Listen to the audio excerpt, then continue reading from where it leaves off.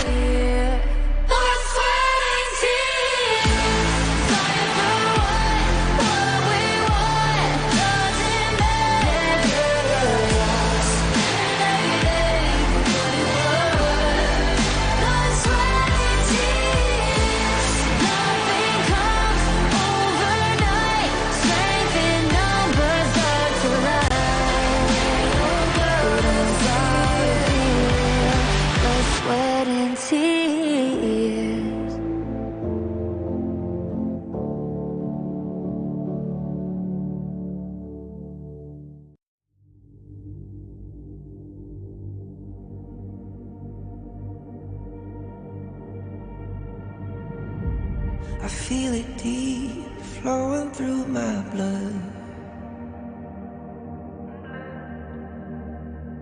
Rising up to become someone, and taking it all on my own. What a sweet victory. And taking all of my control, awaken something deep in me.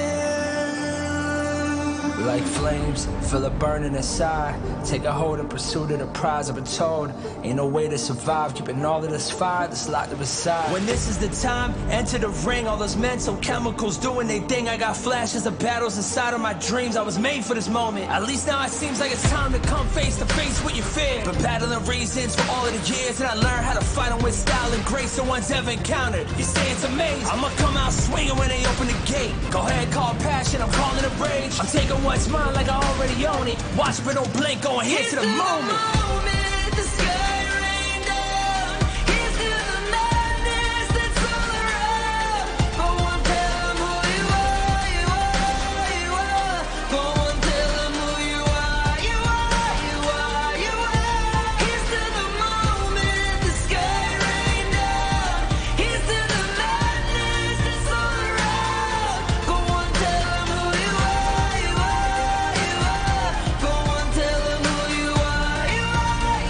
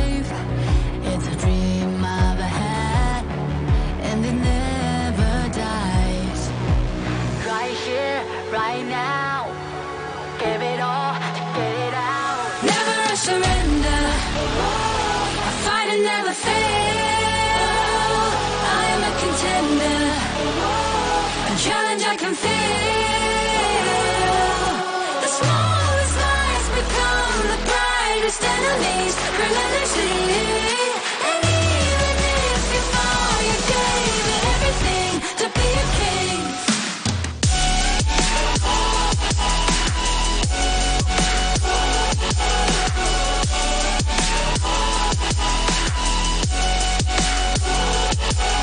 The smallest lights become the brightest enemies relentlessly. And even if you fall, you gave it everything to be a king. You carved your way with a sharp attack. You watched it all burn, and you never looked back. There will come a day when your fears will rise. You protect your crown, so it never dies. Never surrender. I fight and never fail. I'm a contender. A challenge I can feel. The smallest lights become the brightest enemies relentlessly. And even if you fall, you gave it everything to be a king. On my way, on my way. Find my way, find my way. On my way, on my way. Dream my way, dream my way. Never a surrender. I fight and never fail. I'm a contender. And challenge I can feel. The smallest lights become the brightest enemies relentlessly. And even if you fall, you gave it everything to be a king.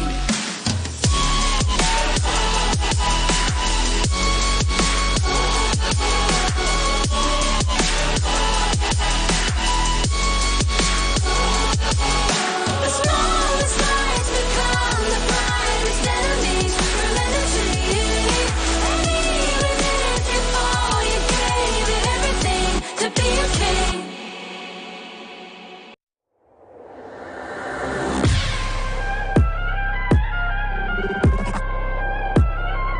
Turn it back.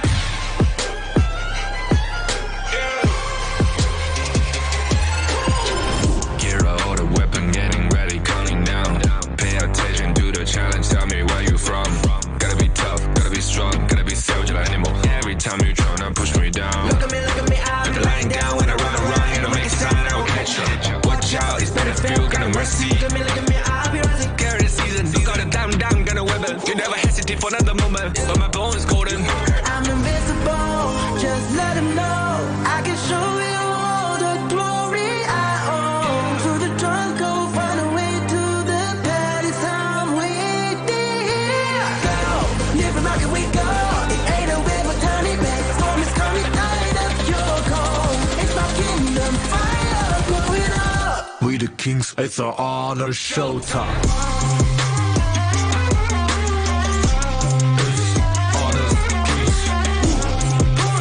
Guess it's gonna burn up. On a careless spree, I turn to violence. On my enemies, they go on silence. Wipe them out for only 6 seconds. We got honor. You wanna get me juice, kind of the one who made the rules. You have night to choose, only one way, got night to lose. I'm gonna show them, we got no crime. We burn it 5 as 1, crashing pieces, you can cheat. First blood, double trouble, then I take a pen, I kill. All you do is sweat and look at me stay with the rain. Say. I've taken my soul On down. my pace. We the champions, screaming, I'm invincible. Just let him know. I can show you all the glory I own. So the drunk go find a way to the party, some waiting. Go, live and rock and we go. It ain't a way for turning back. Storm is coming, light up your call. It's my kingdom, fire, blow it up. We the kings, it's our honor, showtime.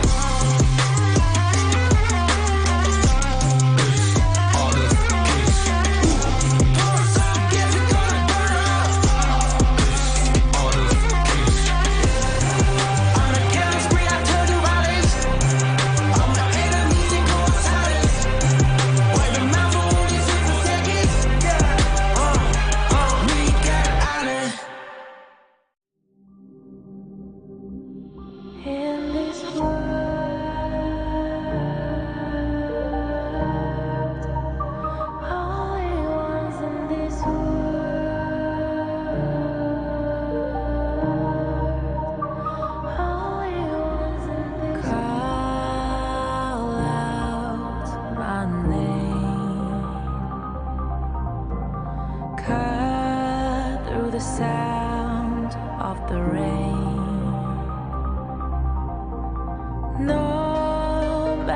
how I feel the flame.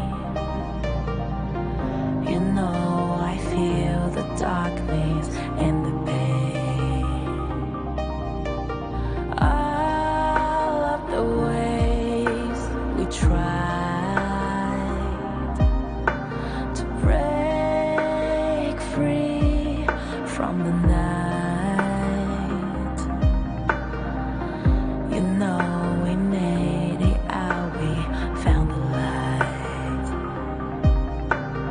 I fly so high, light up the skyline. Let's do it this time, like it's a whole new vibrant world.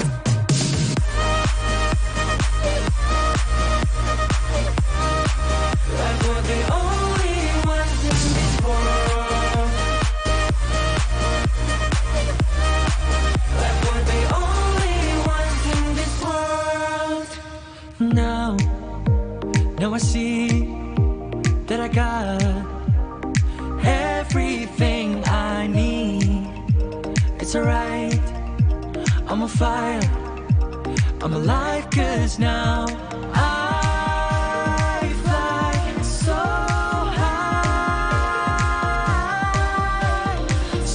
high, light up the skyline. Let's do it this time, like it's a whole new colorful world.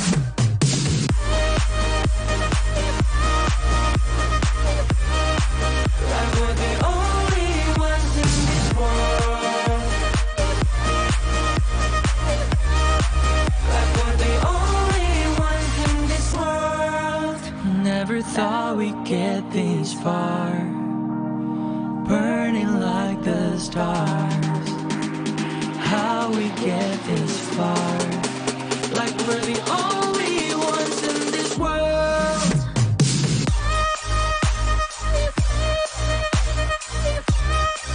Like we're the only ones in this world. Like we're the only ones in this world.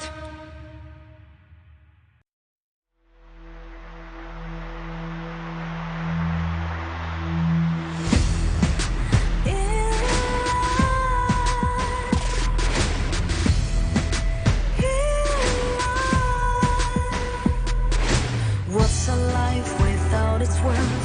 Compromising with what hurts inside. When you let fear decide your fate, you don't choose which path to take in life. I'm finally letting go of everything that still holds me. I'm against the loss, but I won't give up, 'cause it's my time to shine. Standing in the storm, I can't no one let me down.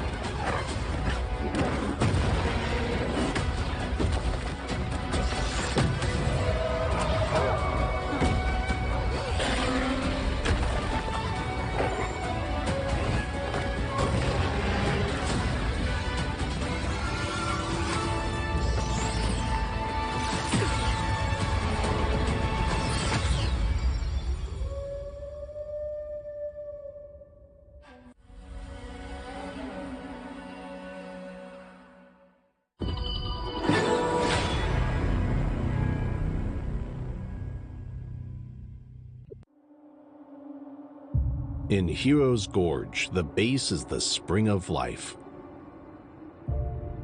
In the real world, every forest and plant is the Earth's spring of life. The base nourishes the gorge, just as Earth's ecosystems sustain all life. If the base is exhausted, heroes will lose their home. If ecosystems are destroyed, all life loses their habitat.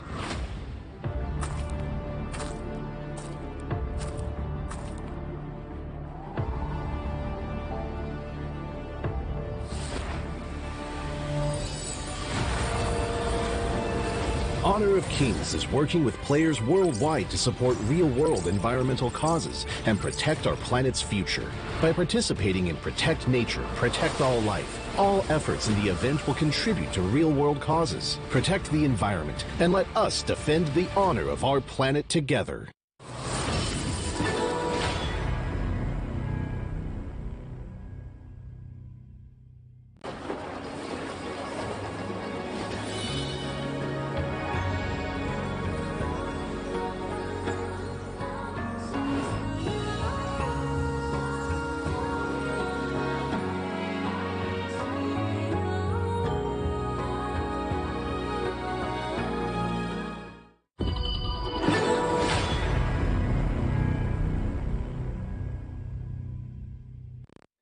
Excuse me.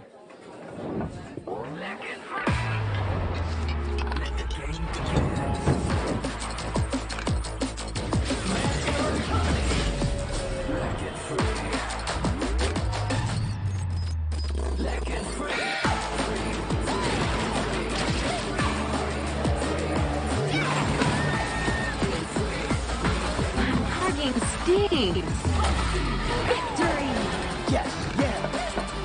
Another round. Sure, but how about a smoother phone next time?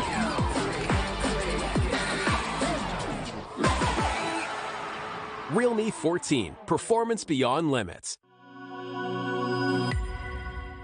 Welcome to the Honor of Kings Major East League Spring and Major West League Spring 2025. Two independent tournaments, each featuring 7 top teams from rising powerhouse regions across the globe. Major East features teams from South Korea, Japan, Middle East and North Africa, and South Asia. Major West brings together talents from North America, Latin America, Europe, and Turkey. Each league has a $50,000 prize pool and a clear goal to qualify for the Honor of Kings World Cup KWC. The majors will be split into 4 phases: Ranking Week, Survival Week, Knockout Stage, and Major Last Call. Running from April 17th to May 4th, each phase will become more challenging than the previous, ensuring teams to be on their best forms at all times. The global ban and pick format is in effect from the start, limiting repeated hero picks across the series. Both leagues begin with Ranking Week, a single round-robin best-of-3 format. While it is less punishing in a best-of-3, teams still need smart drafts and broad prep from day one. At the end of Ranking Week, the top 3 teams move to Group S, while the bottom 4 head to Group A for Survival Week. Unlike traditional slow-paced formats, this Week 1 is anything but forgiving. Every match counts. Survival Week ups the ante with double round-robin best-of-5 matches. Here, the global ban and pick rule really kicks in, and teams are put to the test. Hero pool depth, draft strategy, and flexibility becomes essential.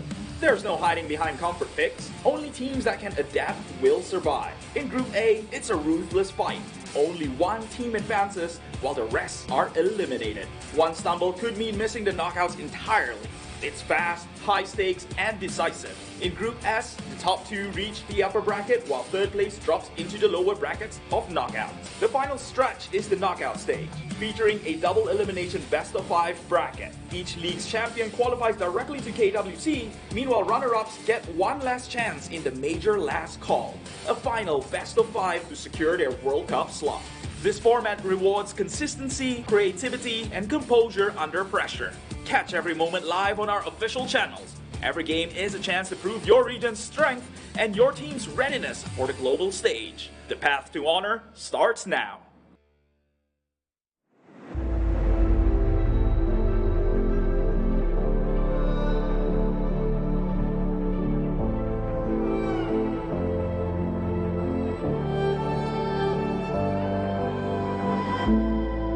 We're no strangers to the fallout.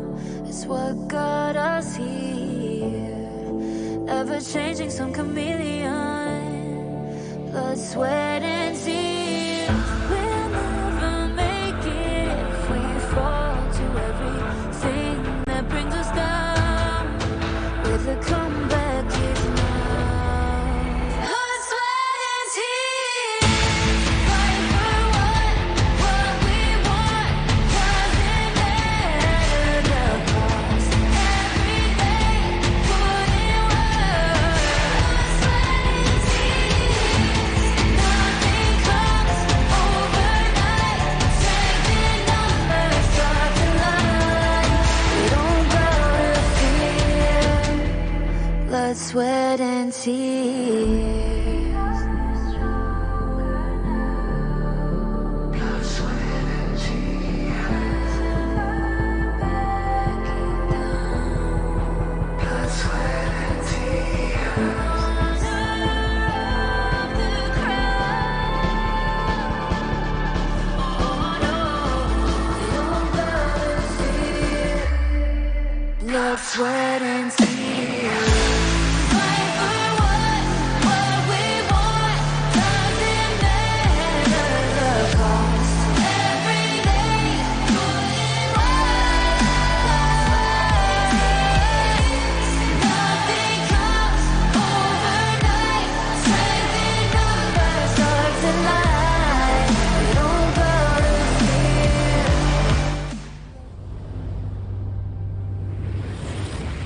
Become a pro player? How hard is that to take another path? Can you walk this path? Je me suis déjà posé la même question. Posso percorrere questa strada? Il l'appelle. Le chemin et le champ de bataille vers le plus grand honneur. Posso arrivare? Je ne suis encore personne. Posso lasciare il mio nome? Inizia a salire su questo palco. But the moment I tapped my first skill button, the moment I stepped onto the stage, I was no longer nobody. Our names began to shine. In facing the tension of adversity, in facing the frustration of defeat, in facing the uncertainty of the unknown, nothing can block the path I choose. With the light of victory, we pierce through the thorns. The path to honor is here. Beneath our feet. Light up.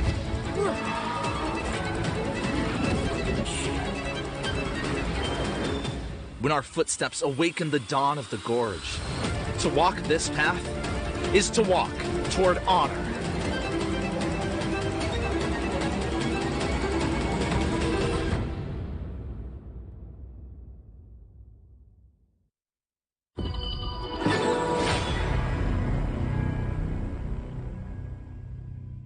To the Honor of Kings 2025 World Cup last call as we find out who will qualify for the KWC. It'll be between two of the second place teams of the KME and KM West. It will be Gen.G Esports going up against OG in the single best of 5 series. My name is Holler, and with me is the man, the myth, the legend, Phil. What are your thoughts on this series here?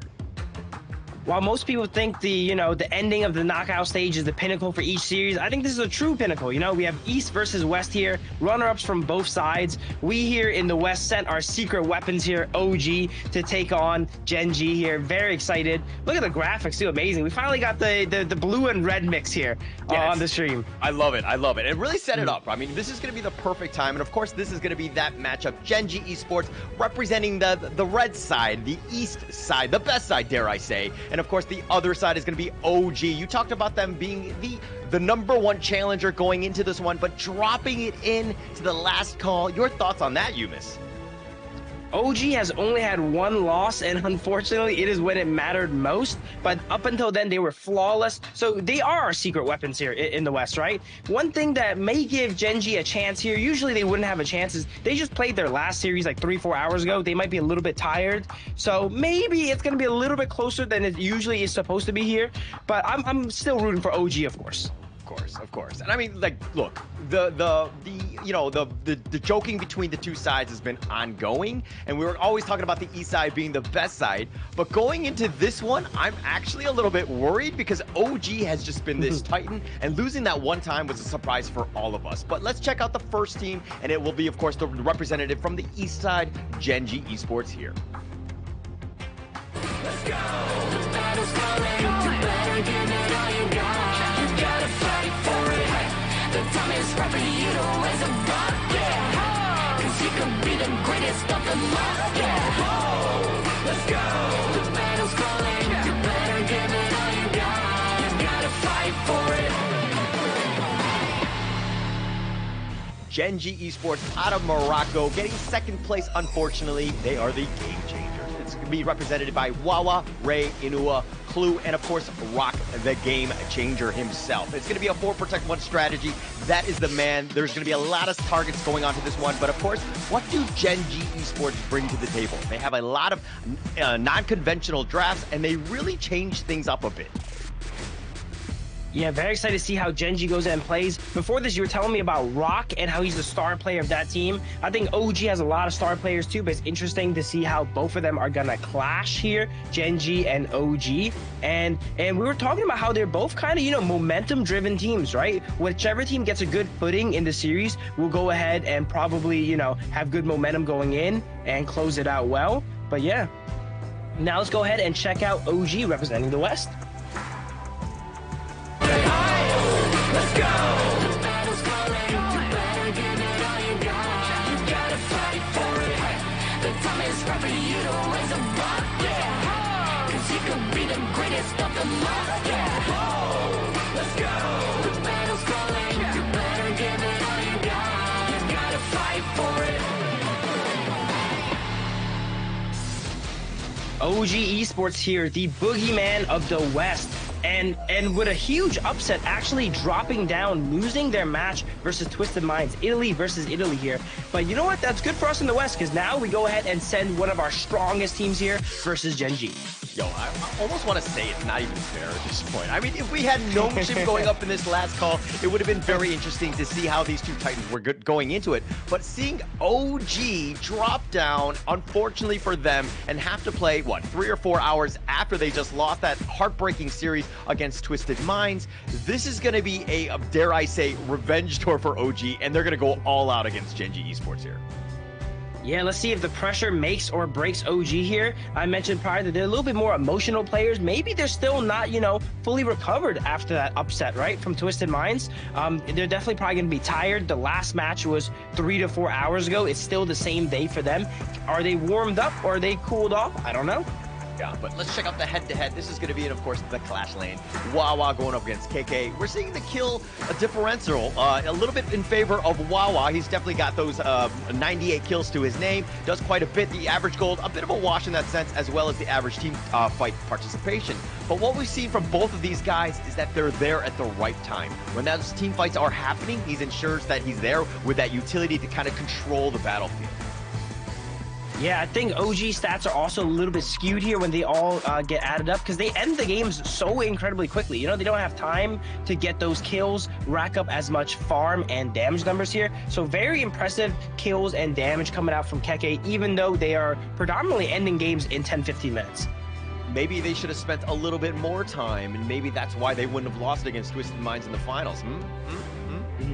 Well, those are definitely some long matches, but unfortunately they did not get enough kills there, or else they wouldn't be here right now. All jokes aside, obviously OG are ready to go, and there's a huge issue, right? They didn't really get a whole lot of the reps because they were just kind of stomping through the different teams, and they were just kind of like destroying them. So you don't really have that time to really just pad the stats there, I say. But it looks like Gen.G are going to be going with the blue side. They're going to attack Dao to start off, especially with this Luna pick to start things off here. Yeah, very interesting how both regions go ahead and draft. OG predominantly, and even in the West, predominantly plays more of these early game centric compositions. Not much worrying about scaling, trying to end out the games early. I think we're going to see a pretty standard Mai and Arlie ban from OG as they go ahead and feel out their opponents. Yeah. I mean, it's going to be interesting because Gen.G generally, I mean, we're going to like maybe let go the Byron Pei or the Princess Frost Liang type of combinations that we've seen from OG. They've definitely excelled on those. I mean, seeing as they picked second and third, they could potentially do that. Just kind of set the stage with one of these like big combos that they've kind of been running through the KM West. But Gen.G going into this one, they're going to have first pick. They want to go with their strong hand forward. They're going to go with this Ogren here. Yep, pretty standard first pick here for Gen.G. They will leave open the die idea here for OG to potentially pick up, as well as potentially getting one of those two-piece combos you mentioned. The Pei Byron here might get locked in as we see Keke hover Byron, or maybe the Princess Frost and Liang. No, Motsu Byron. Interesting second picks here. Yeah, so it's funny because we were talking about this earlier, just about how well the Byron pick has been doing in the KM West. It has like a 67% win rate. It has been the #1 picked hero in the KM West. But on the east side, yes, it's a top 10 pick, but it's had an abysmal win rate. It's only won about 35% of the time. It has struggled quite a bit. I think it definitely shows the difference of the regions and what they value in their draft and how they like playing. The West here tries to clean up these games a little bit earlier, so Byron is amazing at that, and they're more adapted to that, and they usually draft around them too. They don't just pick the Byron, they pick the Byron and Pei here, as we see when lock in Pei for Doubt Out. It's going to be going very fast. I mean, this is going to be their heavy, like, again, they're putting their best foot forward, OG here. They're looking to close out this game very quickly. OG definitely play on a timer. They want to just kind of end the game, kind of set the tone a bit by winning out game one very quickly. Pei Byron has been like a terrible combination for any enemy team to be going up against. It's been difficult. They really don't have a whole lot of answers for it thus far. Yeah, OG has been known to be a team that can do everything kind of at once. They will invade your bot side, your top side, fight all over the map, and overwhelm you. And if you are not ready for that playstyle, you can definitely get run over here. But I think they're probably going to go ahead and save the Princess Frost Liang for next game. They usually only pick one combo per game here, and that's their drafting strategy going forward. As we see, Gen.G pick Yixing and Charlotte. Tell me a little bit about those. So, okay, Charlotte, I think it tends to be more of the fact that, like, Wawa's not amazing on the Charlotte. It's just more of, like, a value add of just kind of a little bit of a contribution. It's more saving his better heroes for later. They're looking for this as a long series. Yes, they picked the Ogren, and they are definitely putting a big statement on trying to be very strong and heavy-footed, especially in this first game. But they're going to end out their draft, round it out with a Lady Soon Secure, a very somewhat standard draft too from Gen.G here. Yeah, it looks like Gen.G, they have the Ogren, but outside of that, not too many, like, power picks here, pretty balanced. They took one of the strongest picks here, and then they go ahead and balance it out. It is global pick ban. Once a character is picked, it can no longer be played, so maybe balancing out their draft for the future. Yeah. And to be honest, this is definitely not Gen.G's best draft. I mean, teams will see the Ogren and think, they're going heavy-handed. They're going to definitely have their best foot forward. I mean, Inua is quite good on the Yixing, and that's a bit of a tell in that sense. But the other ones, even like the Lady Soon and the Charlotte, you're kind of been like, this is actually probably not their best game in terms of these meta picks. They're maybe looking to kind of look at this as more of like horse trading, especially in this first one. Yeah, very interested to see them pick up the Charlotte over something like the Diadea. It's definitely a very high priority support or roam pick here in the West. And once OG got the opportunity, you see they go ahead and ban that character out. Yeah, and again, I think it's more of like when you see two heavyweight fighters going at it, there's like a feeling out process. They check their ranges, how are they actually attacking, what do they need to do, and they're kind of just like a feel out process where not too many punches will be thrown. I think that this is one of those games where it really just sets the tone. Obviously, OG, on the other hand, if you're looking at that draft, you're thinking, no, they want to come out swinging. Of course, OG is all about striking hard and striking fast. They're trying to get the momentum in the series, and they, in matches where they win in the first match, they usually end it in a 3-0. And let's see if they can go ahead and do the same here versus Gen.G. And it's funny that you were wearing the black suit. It almost seems like you're going to a funeral. Whose funeral will it be? We're going to have to find out. This is going to be the only match, the last call. It's going to be Gen.G Esports going up against OG. This is going to be game number 1 here. All right, this thrilling season of the Major East Leagues is made possible with the support of EWC, helping bring top-tier competition to fans worldwide. Yeah, and that's going to be where everyone wants to go. Of course, it's going to be the KWC. The winner of this one doesn't actually make money on this game alone, but they get into the KWC where there's a 3 million USD prize pool. They will be paid handsomely after that one, just qualifying for that. And there's a reason why everyone wants to be part of that Esports World Cup. But going into this one, we know the drafts, we know the players. Who has the edge going into game one here, Phil? I think OG, as you mentioned here, they kind of put their best foot forward, whereas Gen.G still kind of feeling them out. I think they definitely have the advantage in the draft here in the game one. Maybe Gen.G's holding their cards here for later drafts, and we'll see them do a little bit better later on. But if they can go ahead and beat OG here with their best foot forward, it's definitely going to really halter the momentum of OG. Yeah, that's going to be amazing if they're able to do it. But of course, our players are geared up. The Realme 14 5G, built for performance, made for gaming, smooth, cool, and reliable, just the way esports demands. Ready to level up? Get yours now, and of course, feel the difference. But going into this one, you're seeing kind of how OG are playing. They're definitely trying to prioritize Dao as much farm as possible. Let the man kind of cook at the end of the day. On the other side, Gen.G, you're letting Rock get as much farm. He's all by himself in that mid lane, just absorbing everything. But it looks like they're going to get first blood in that top lane. Nice little rotation by Inua. This is not looking good for OG. Keke either doesn't die or dies a lot. So the fact that he's already went down here for first blood does not spell the best fate for OG here. I'm kind of getting worried. Yeah, I mean, again, it's just first blood at the end of the day, but there's a lot of pressure already in the top lane, and KK has to make that walk of shame back to the top T1. He's going to be slow rolling there, but Ray taking a lot, looking to trade with An, who's kind of pushed them away. One thing that we need to take note of is the flash forward. They do find him out, they get Ray, and that's going to be a huge win for OG there. Wen with a great roam onto the bot lane here. We didn't get a chance to mention in the draft, but Zuya coming out from Wen, not a character we've seen him play at all yet. This is the first time we've seen Wen pick Zuya here. Maybe he's has a secret weapon here that he's going to bust out against these East Leagues. They studied them up, and that will definitely round out OG's late game if they do end up going there, though. It's all about the zoning. It's all about being able to kind of control that, right? I think when on the Zia is going to be an interesting pick. Nice little Cannon Blast onto Ray, just setting it up. You have a little bit more of the stuns, which, again, kind of works into Muchen's hands because he's so good with those Cannon Blasts. For sure, fishing for those Cannon Blasts can easily convert the Zuya ultimate as well here. But I'm interested to see how they go ahead and play out these mid-game team fights. Are they going to try their best to stay outside of the box of Gen.G and fire into it? Or will they just take the fight to them, you know, and get trapped and not to worry? Muchen looks like he fat-fingered ultimate there, as we see on the Motsu. As somebody who's played Motsu, I've done that.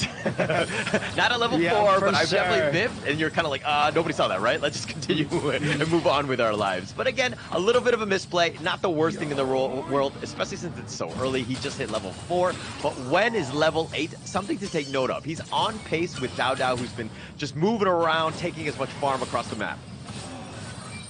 Yeah, Zia getting more XP than usual, and Dao keeping up in levels with him is very impressive. I wonder who he's going to go ahead and bless.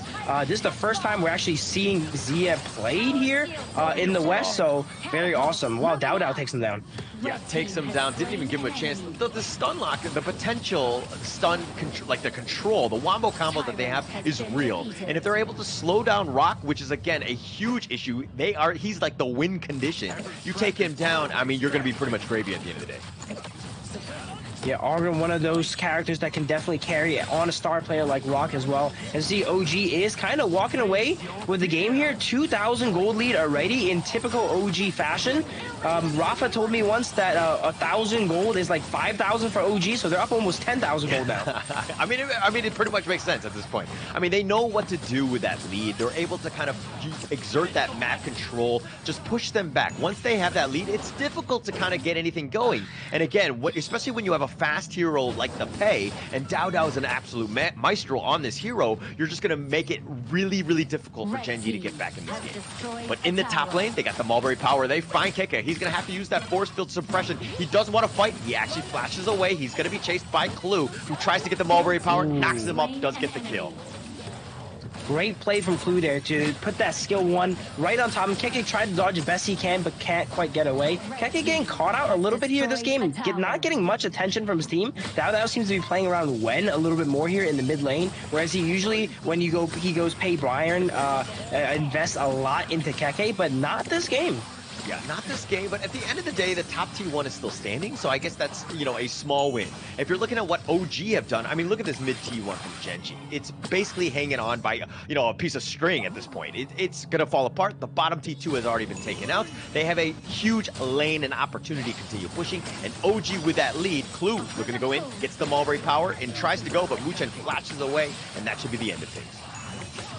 It looks like they've done a little bit of a lane swap here too, as we see Byron in the bottom lane, and we have Chano here in Clash here to kind of pick up the pieces and protect that lane that's been kind of beaten and battered by Gen.G. Yeah, and look at that. The top T1 is going to take some pressure here. They're going to look to continue that fight. Dao picks up the mid T1, but An gets picked up. The world is my board, and it looks like Muchen is in a bad spot. Probably needs to get away. He's going to try to get over the wall. He does, but Rock will chase him with that path of passing. The Conductor of Souls only onto 1, but he gets cannon blasted, and Clue goes down. He's stuck around right next to him, and both of them are so low, and it looks like Inuo will be picked off as well. That's a 2 for 1. These are the extended, messy fights that OG is so good at, you know, going into enemy jungle, creating this pressure, making them react, and playing so proactively. It looked kind of bad for OG, but it just shows their experience in these skirmishes there, you know. Even though they had the retreat, Dao was ready to come in and pick off Inua and Clue. Yeah, and look at that, how OG are looking to be aggressive instantly. They're like, okay, we got the numbers advantage. We can go into your jungle, take everything away from you. And now, Gen.G right now, that lead is starting to get even more difficult to overcome. They're down about 5K at this stage, and it's only 7 minutes in the game. Wow, like I don't look at the gold and it just like it gets away from you here. The second ago we were mentioning up 2K, now it's coming up on 4K here. This might be a very quick game. Yeah, it's looking that way. I mean, OG right now just on the prowl. Muchen looking for the nice little cannon blast. He finds Rock because he knows he's going to be farming nearby. He does cannon blast him for his troubles, and now it looks like Gen.G looking to just kind of hold, slow the game down, let Rock get a little bit more farm, but he's fallen so far behind in terms of the jungle matchup with Dao by 1.5K. Yeah, I like that OG went ahead and drafted the Zia there, you know, as a bit of a contingency plan. If they can't end the game early, they do have that scaling factor of Zia being able to bless someone here, likely on here on the channel, and get them up to level 25. And if they can win early game with a scaling pick like that and not put all their eggs in one basket, as you see the blessing coming out onto On right there, OG kind of is like a perfect draft. Yeah, actually, it's got all the bases covered, right? If you're looking to just draft something and it hits all the tick marks, everything that you want in a draft, it has early, mid, late, it has a lot of potential, plus the damage. So Gen.G, I mean, they know that what they're up against. They're looking to group up, looking to death ball, maybe get some sort of pick off, but OG's positioning really doesn't allow anyone to get isolated. Look at this pressure that Gen.G's facing. They're getting cannon blasted under tower. They're getting hit by Zia ultimate here. The objective is up, but OG doesn't even need it. You go ahead and take out the tower first. Constantly getting vision. The Motsu actually such a valuable pick here in these best of 5s. We've seen it very rarely in the rankings week best of 3s, but in the best of 5, Motsu is such a clutch pick. Yeah, I mean, being able to hit those cannon blasts, those multi-man ones, I mean, it covers the retreat like it just happened right now. It sets it up, and it provides a lot of space. Plus, you have the Wen with those zoning universal laws, and there's really not much they can do, and Dao picking up yet another Tyrant. It's not even 10 minutes in. Yeah, it's coming up on about 7,000 gold here, lead on the side of OG, 6,000 right here on the dot. They're still moving throughout the map. It is 5 towers to 0, and this is what I mean. OG, they have that playstyle that kind of overwhelms you, and when you're not ready for it, it looks like Gen.G is not ready for it here. They're losing everything. Yeah, losing everything. I mean, they're trying to go for the ambush. They get the nice little cannon blast onto Inua. The board is going to be set up, but Inua is actually so low. The Storm Strike used in return. The Universal Law just covering that back. The thing inside the box, they got him locked in, and they are going to get the kill. It looks like 3 members down the spar, and now Dao chasing after. Doesn't let anyone go. They will take the team ace. Dao making moves. Dao taking out Lady Sun, Ray on Lady Sun in their base. That has to be sending a message here. Game 1 in such dominant fashion. It's gonna end here in just about 10 minutes. They tank up the towers and Crystal here, and this should be a game. Yeah, I mean, look, 10 minutes into this one, looks like OG are going to quickly take this one out. They've got other places to go. I think they had a reservation at some restaurant nearby, and all of a sudden losing in that grand finals in the KM West finals, and now they had to like postpone it, and they are going to looking to rush this and end this series as quickly as possible here. And this is the runner-up from the East, huh? I don't know. OG has had longer games versus some of our weaker teams here on the West here. So that might be a little bit telling on which league is going to be stronger here as OG takes game one. Look. I mean, look, I didn't expect you to send your champion, all right? The kings of the West, having them drop down, and they're in uncharted territories, having to play an extra series going up against this. I am pretty sure Gen.G did not expect them. I'm sure they did a lot more research on the other teams, expecting them to kind of drop down. But getting into this situation and all of a sudden seeing somebody who's like OG and Dao chasing you down to the ends of the earth, and I'm sure there's a little bit of fear right now on the Gen.G side. For sure, they are not ready for what they just went against here. On the bright side, this is global pick ban, so they don't have to deal with the pay anymore. We're likely to see something like the Princess Frost and Yang come out from them in these future drafts here. But yeah, the Italian brothers, Twisted Minds, and OG went ahead and handshake. They're like, all right, you know what, OG, you guys go ahead and take him out, all right? We'll go ahead and we'll get our spot here. You guys get your spot in the last call, and that's how we have these matches here. Look, I didn't get the script. I didn't get it available in advance on that one, so I didn't know that this was going to happen.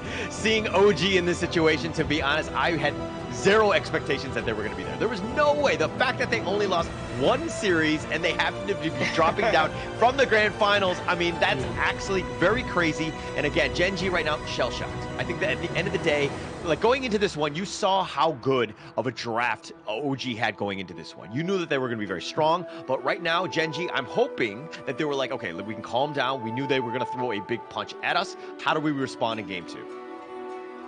For sure. And it's interesting to see, you know, I'm not too sure about the pacing of the games in the East League, but the pacing of the games here are very quick in the West League. We see OG bust out this style in the rankings week, and teams are not really prepared for it. But the West League slowly started adapting, started to play against the Pei, the Byron, and they kind of been able to match that tempo here. But the East League, maybe they haven't encountered that yet. You know, this is a first for them here, and they're a bit overwhelmed. So we've seen it, like the Byron Pay one. I mean, it's not completely off. I don't think it's as polished as what we just saw, because OG really looked like on another level. Like they were very strong with this and being able to just close it out. But again, let's talk a little bit about the KDA here. I mean, Dao, it seemed like this is a man possessed, super angry with what happened to the grand finals, and he's like, okay, I'm gonna carry this team. I'm gonna go 4-0-2, make sure that we just secure this one in. Dao 9,400 gold. He has like almost double the gold of his counterpart, which is insane to me here. As we see, look how low the damage numbers are. This is why OG's damage numbers were not up to scuff, all right? They're ending games in 10 minutes. Keke only did 13,000 damage. Yeah, I mean, this is like an oddity, I would say, right? I think Gen.G definitely got shooken up by this one. They were, you know, expecting to kind of lose. They wanted to see just how strong OG were going to be. I think that in terms of the draft, obviously they need to come up with something better. I think that we want to see the more non-conventional drafts. Maybe, you know, even up the series. Turn this one into, you know, like a best of 3 as opposed to a best of 5. Just kind of slow the pace down. But again, the gold graph going in favor of OG. Really no chance for Gen.G to get back into this one. They definitely need to stop pulling punches here because, as I mentioned, OG is a very momentum-driven team. If you can go ahead and stop that momentum early, you know, it'll throw them off guard. We've seen that's how OG actually lost versus Twisted there, you know? They were winning, and then one crazy shift, potentially named Nightly on the Byron, completely shifted the momentum, all right, in one play here, and that's what Gen.G needs if they want to go ahead and get some wins on the board in the series. Yeah. I mean, it's going to start with that, but of course, the MVP is none other than Dao. 4-0-2, 19% of the damage. I mean, but 26% of the gold. I mean, he was farming so quickly. He was just moving around, and this is the power of the Pei. And you're wondering, like, why is this combination so good? It's because, you know, this Pei can just bounce all over the place. He's constantly just farming, taking things out. I mean, he's getting picks as he's just rotating across the map. Yeah, also interesting to know, another stat here we didn't mention yet here. Wen actually only took 5% damage, I think, on the Xia, because people were so focused on Dao on the Pei, getting them out of their face. Xia is just able to fire freely in the back line, you know, with impunity. No one can even get on top of him. Yeah, I mean, his position was great. I mean, just always in the back, always understanding what he needs to do in terms of this team and turning these fights around. I mean, they were gone on. Gen.G thought they had an advantage, and actually, with that complete turnaround, it was just pretty much a fake back. OG just turned that around, ensured that they got it. But look at these boards. They were never in a good position to kind of lock them down because, again, you had that universal law from Wen Zia just kind of controlling, outzoning them almost. And look at this, Dao going in, taking this one down and taking the crystal. It was a very easy game by OG at this point. Just complete dominance on this one. For sure. But as we mentioned, it is the global pick ban format, so they cannot pull out the same strategy once again. That seems to be the only composition that they do that focuses on early game that hard. So we should see some more traditional games coming up, and that's going to be coming up after this break.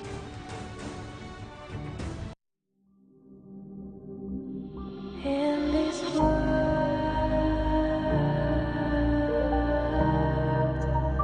only ones in this world,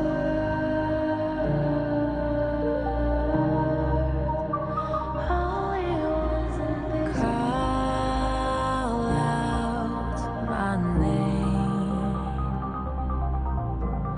cut through the sound of the rain. No matter how I feed the flame, you know I feel the darkness and the pain.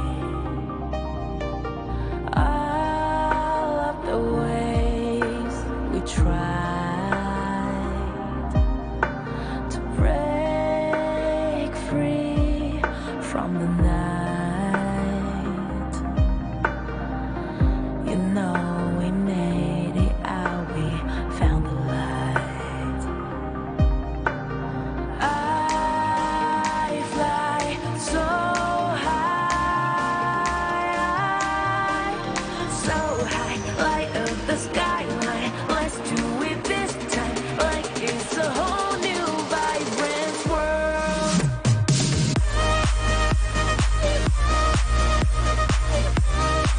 Like we're the only ones in this world. Like we're the only ones in this world. Now I see that I got everything I need. It's alright, I'm on fire, I'm alive. One in a flash. That was 10 minutes. That was very difficult to watch if you're a Gen.G Esports fan. But going into game 2, Phil, what does Gen.G Esports need to do here?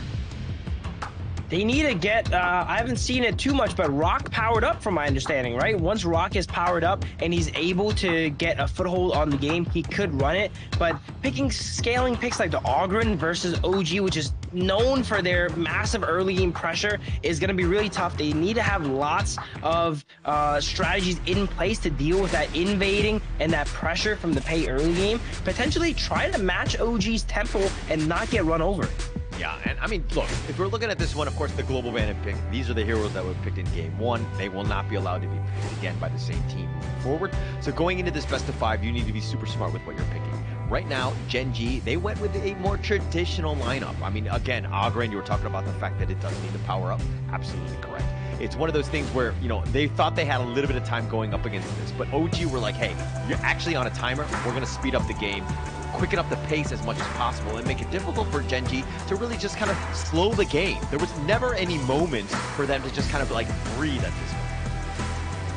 Maybe take a page out of OG's book, you know, go ahead and try the pay here, try to neutralize the early game, and then I really like the draft from OG, how they had that late game potential as well too. If they can go ahead and do a similar draft on the side of Gen.G, I doubt some of the picks like the Zuya are going to be removed away. They could maybe try to give them a taste of their own medicine. Yeah, I mean, that's the idea, and that's definitely the theory, and I think that it's something that they'll probably consider, because we do know that Rock does actually play pay, but it's more of those things where OG, they've mastered this strategy. You can see, it was very clean. They understand how this strategy works, and if they're going to go up against it, I am pretty sure that they have the answers to that test as well. They definitely wrote the book on it, but we've also seen, you know, some things are set in stone, you know? Even if you know how strong Pei and Byron are early game, that doesn't mean you can play against it well, right? We've seen teams like Twisted here actually pick up the Pei and Byron after they saw OG go ahead and dominate with it, and they actually performed pretty well against OG with that combo as well. Yeah. All right. But, well, let's see what happens. I mean, this is going to be, of course, a game 2. The draft is going to be starting at this point. It's Coach Andy versus Yishuai going into this one. And again, for this one, OG will be on the blue side. They're going to pick first, and they honed in on that one, Phil. And they're like, no, that strategy's not going to work against us. We're going to ban out the Pei here. They do not want a taste of their own medicine because they've definitely felt it before, and it is not good. So they go ahead and ban out the Pei. Gen.G seems to be really afraid of Dao Dao's Luna here. While Dao Dao's a strong Luna player, I would not say it's one of those characters that needs that target ban from him.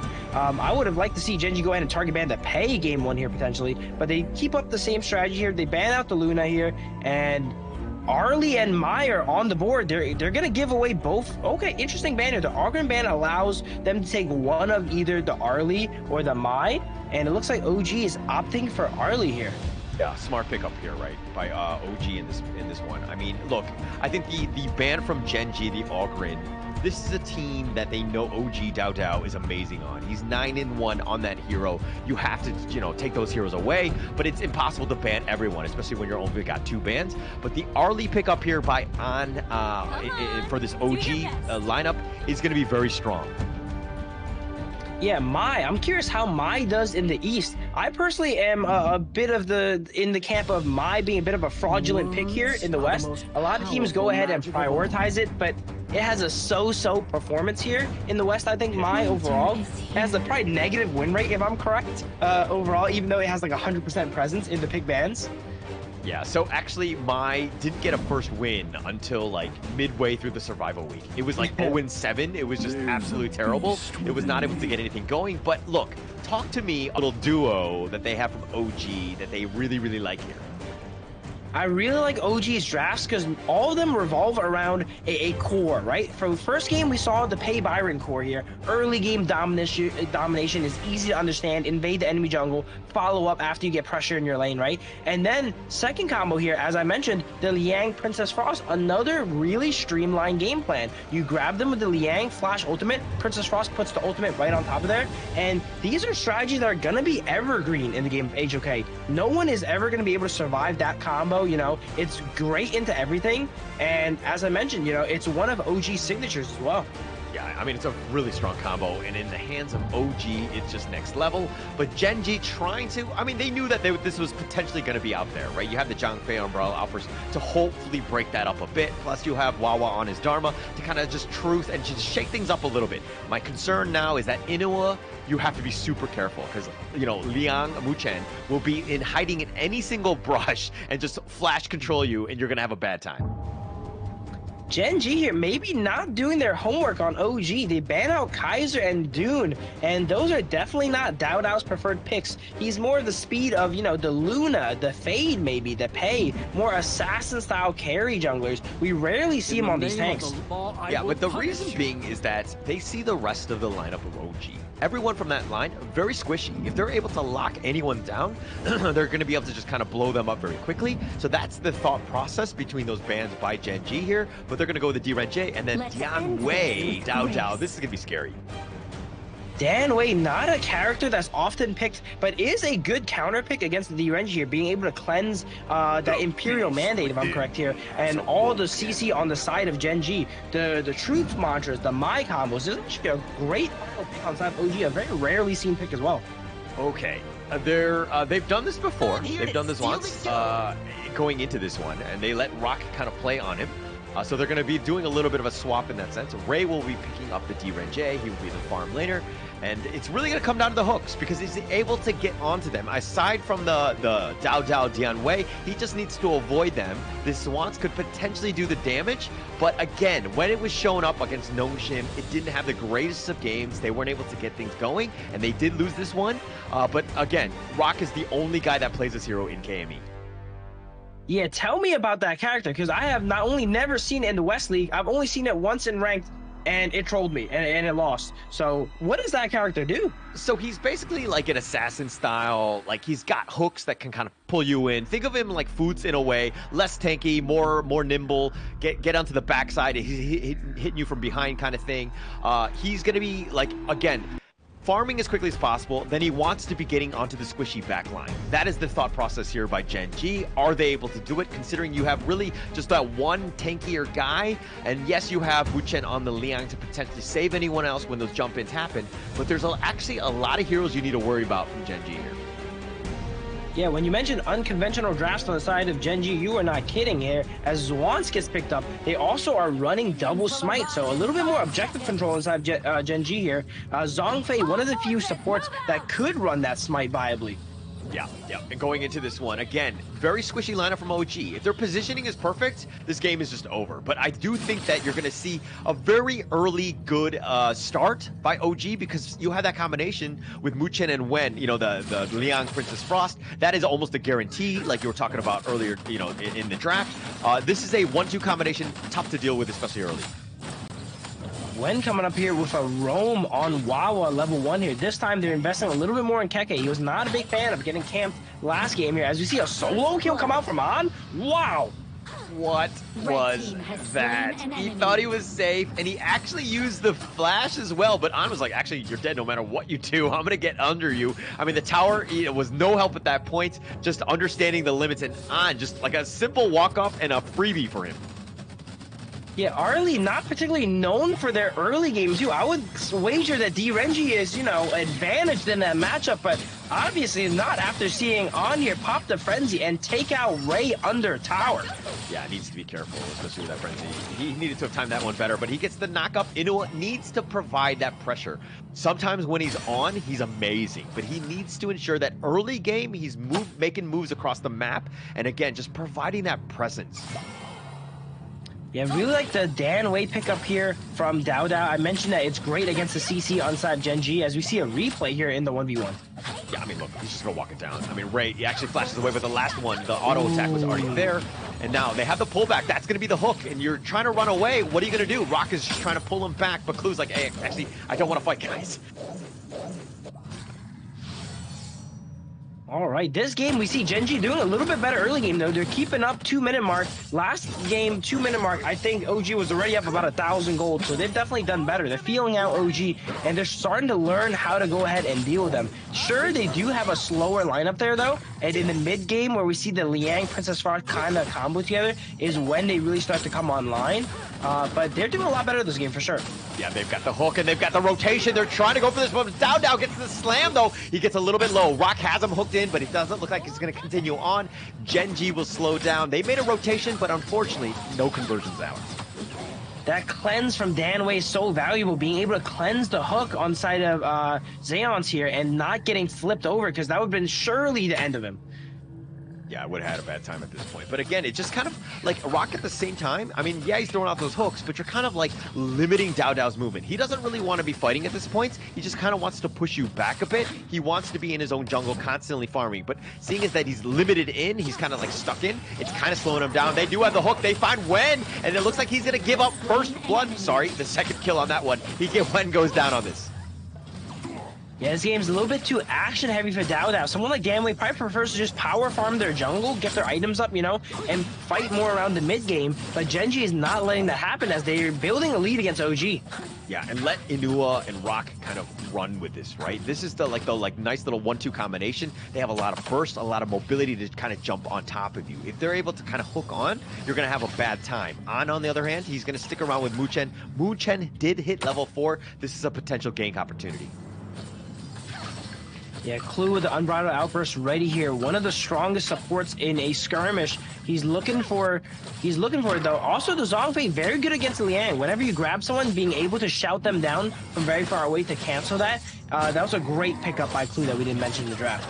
Oh, they've got the lockdown here. It's going to be the control. They have it, but the Inua just looking to push him back, but too much damage, and both of them are going to go down. Very squishy. Clue, all he can do is watch. There we go. That's that evergreen combo we mentioned. Lock him down with the Liang and drop the Princess Frostle right on top of it. There's nothing they can do.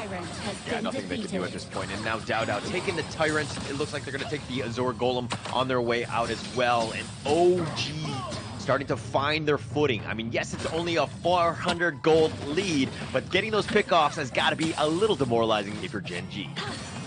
Yeah, this mid game is really where OG is going to go ahead and shine here. This 4-minute to about 10-minute mark here, where they could get these combos off in these small skirmishes before they take full-on 5v5s. And look at this, completely zoned away. Rock and Clue actually have to recall back. Inua now joins, but it's too little too late. If anything, he might be able to go for the pickoff on An. He's being very patient here, but An actually is a higher level. I mean, he's out farming almost everyone right now. On getting ganked here in a bit of a 2v1. Oh, he's going to be pushed back. No, he actually dashes away, gets over, but he gets knocked up. He gets a slam down. Inua does find him in the end. That was a beautiful take on the Parasol there, jumping all the way back to their tower, but Rock was ready and flips him back into the fray. Yeah, he's not getting away from Rock. Just too quick, too fast on that one, able to get that hook. But now OG with 4 members, yes, An is back up in about 3 seconds, and it looks like Dowdow will just scare everyone away. He's level 10, he is a monster as he's chunking into Clue, and he has to use the Umbrella Outburst just to stay alive, and he will. Clue almost getting punched through by that true damage from Dan Wei. We didn't see Keke do much in the first game because they put a lot of pressure on him, but this game might be a little bit of the opposite here. You know, An gets set behind, Yet and again. Keke gets the shot. Oh, they've got him. They got the slam dunk, and Dowdow secures this 1-2 combination with Dowdow on top of that is just way too much at this stage. Yeah, Gen.G has that legal immunity, but that cannot cleanse the suppression from Liang. You're going to go to jail after that one. They got Dowdow under the tower. Rock had the hook, but he was under the tower. He's the one that's going to fall, and now Gen.G on the run. It's a full-out rout, and Clue is down. Dowdow just picking them up. Inua looking to just go for the dunk. He does end up killing Dowdow, so if anything, he trades his own life away, and now on over the wall, he gets to safety with that light step. Super bloody game here. 11 kills in 6 minutes here. Even though OG was dominant last game, it was not as bloody. You know, it was not as back and forth. The gold here, they are still up 2,000 gold, but they are able to get confirmations on the side of Gen.G. Right under control, and they locked him in. Wawa tried to get cute with that truth, but KK actually didn't get hit the backboard, and so he was fine. And now OG get yet another kill. And yes, while there's been more kills, they've got the hook. They find Wen. He wants to at least get this kill, but Rock not able to get them down. And Wen somehow still alive. Inua finally does find him out, and now they're on the run. Rock has already been killed. Ray now on the run. Dowdow just chasing after him. This monster is super scary. This is such a hectic game. I felt like they were fighting in the enemy jungle there for the past like 3 minutes almost here. But the downside of that for Gen.G is when people are fighting your jungle, they take your stuff here. Yeah, I mean, you can't farm. Like, they don't want to turn this into just like a kill battle. They still are so far behind right now that they're not able to really keep on pace. OG using that aggression, that map control, and taking away even this blue buff here. Yeah, OG has been taking everything. Dowdow has been power farming both jungles now. Here, as you see, Gen.G forced to kind of retreat away and turtle up here just to try and protect themselves and their jungle. Oh, they've got the hook. They find On. He has the Paracel. They want to go the Umbrella Outburst, pushing back at least Muchen, but with a barrier, he's going to be slowed down. Chua Clue looking to go in for this one. They do get that kill. That's a nice little start, but now Inua on the low side. It looks like they're going to look to run. The flash forward by Wen, trying to go for the stop, but the truth, and they find him, and now KK will join the fight, gets the pickup onto Inua, and here comes Dowdow. He's on a mad tour. Let the man work, and Rock is down for the count. On finds him out, and now OG up a member are looking to just dive. They want Clue. I would say that was a pretty bad fight for OG, but they're just so ahead it does not matter. They brute force it. Wen goes in and flashes forward. 1v5 here, goes down, but gets some skills onto the enemies there, and they were able to drag it long enough for Keke and Dowdow to come in here on the flank and clean up the fight. look, Dao is so far ahead right now. I mean, he's up 3 levels from Rock, right? There's a huge difference right at this point. He's 5-1-3, has the highest net worth, 7,800 at this point. Anytime he gets into the fight, oh, they find him. Wawa is looking to go on to KK. Do they have the damage? No, they do. They end up killing him, but Clue survives with that Umbrella outburst. He was locked in, but now Ray getting gone on. I'm not letting him go. He's just too mobile. Has destroyed a tower. I'm playing super aggressive on the Arlie here. It seems that teams are starting to understand that, you know, the Arlie is the true power pick here, you know? Both Arlie and Mai have 100% presence, but I think Arlie is the far superior pick here. I mean, those two, I mean, Dao and An, they're just blowing up everyone. Everyone else is just kind of controlling. Yes, they have a bunch of damage, but man, they have no answers. Gen.G right now, Rock is really struggling. He's falling even further behind at this point, but now the control on the Clue. Where you're going to go, I'll take that one for free. Muchin just doing beautiful setups every single time here. That's among his like 6-7 ultimate there, and every single ultimate converts to a kill for someone on the side of OG. I mean, that control is on point. Every single time it's off cooldown, he seems to use it. He finds the perfect target, and they convert that kill. They ensure that they get it. They do such a good job of just understanding when their skills are off cooldown and getting those pickoffs.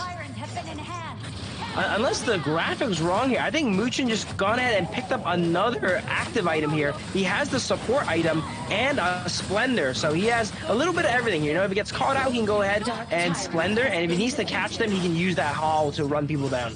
Yeah, I mean, he knows that he's going to be targeted anytime he goes in and into getting in a bad spot, not mobile enough. When you're the heart of the Lion's Den, you're going to get picked off. And now Gen.G with 4 members have to retreat yet again. I would like to see the Zuya from this game here, because if they got ahead and blessed Dao, he would probably be like level 20 right now on the Dan way. He was the quickest to level 15. I think got level 15 at 9 minutes or so here. An is catching up now here, about to get 15 themselves. But they are just getting away with the game here, and they're going to use this Overlord to seal up the game probably and look to, you know, hammer the final nail here in the coffin of Gen.G this game. Yeah, I mean, if there's any condolences to Gen.G right now, they survived to the 11-minute mark, but OG now on the run. They're looking to go for Rock. Dao looking to out-heal this one. He's been focused. He's been killed. The hooks have been on point, and now with a member down, Gen.G needed just hold, but on through it all. It's getting the back door, taking the T3 mid, wants the top one as well. He has the parasol if he wants to go. He's not able to get that last shot, but the minion will do it. He gets in the top lane. He gets knocked up. He gets the pick off, and On is like a machine gun, taking them all down. The hook pulls him back. KK's in a bad spot. Idu is going to be killed. Rock now looking to go for this, looking to just trade. Clue is down for the count as well. And now Ray just trying to fight this one. Turn this guy on. He's just completely on a pentakill as he closes out the game. And On is going to single-handedly take game 2. On completely untouched in that fight. Well, not untouched. They tried their best to kill him, but he's full build. He has lifesteal itemized now, and every bit of damage they do to him, he goes ahead and kills someone and heals it all back and ends up getting a pentakill. They spent everything on Dao thinking he was the carry. They forgot about On the Arlie. Yeah, I mean, like, look, it was one of those things where they were trying to target him, but he was able to be so mobile. He was able to light step. He was just dabbing in and out, and it was so hard to kind of pin him down. And at that point, he was just like free-firing on everybody because they were in mad chaos. They weren't able to find the right targets. They didn't really have the damage, especially once Rock went down. Just a tough situation, and again, that was a game that was all OG. There's too many all-stars there on the side of OG. They had On, which was a one-man army we see here at the end. Dao, for sure, one-man army, dives the bot lane tier 2 tower, and they have to expend all 4 people to go ahead and take him down. Princess Frost and the Liang, while they're both more supportive, you know, giving more of their farm to their teammates, they were still a nice little 2 set piece there that can take anyone out. Yeah. I mean, just completely caught it out. I mean, this Princess Frost Leon combination was just too much. Every single time they were able to secure that kill. And once you do, then Gen.G can't really fight, especially when you're down a member, right? 5 versus 4, you have that power play, and it's a huge advantage for OG to continue that snowball. And everybody was just finding their groove, understanding what they needed to do in those team fights. And this was an all OG game here. For sure, really like the drafts from OG both games, giving the East a bit of a sampler here, you know, of how the West plays and some of their strategies here. OG each game picking their signature picks. Now I gotta think, what are they gonna pick in their final game here? Final game, we might see some Mulan or Guan Yu come out from Keke here and show them their final signature. Yeah, actually, that would be great. I mean, going into this one, the third game, of course. Again, in the same way, Gen.G need to strike back. I think that going into that draft, you were talking about the Dune, Ban, and Kaiser, right? Both of those really not being played by Dao. So again, letting this Dian Wei go, if they blocked or banned this one, it would have been interesting to see exactly what direction they went to, because that could have completely changed it up, especially if they didn't have that Dian Wei in that game.